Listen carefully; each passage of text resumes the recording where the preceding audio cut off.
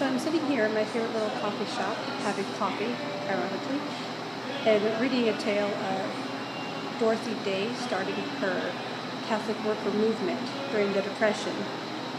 And I got to thinking of how hospitality is a force all its own. It's a spiritual gift that encompasses all the other spiritual gifts, this act of hospitality. We know it's a command in Scripture, but just to contemplate how it's a force that changes the world, and hospitality itself births other miracles.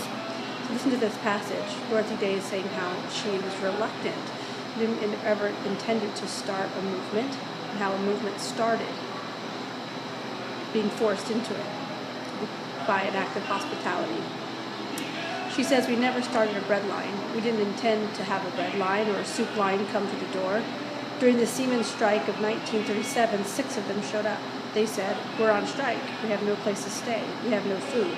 We're sleeping in a loft on the waterfront.' We took in about 10 seamen.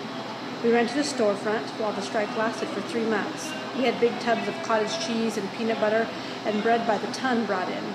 They could make sandwiches all day, and there was coffee on the stove. While we were doing that for the seamen, one of the fellows in the Bowery said, 'What the hell are you doing down there feeding the seamen? What about the men in the Bowery? Nobody's feeding them.' So the men would come in for clothes or a pair of shoes or socks or a coat, and we didn't have any left.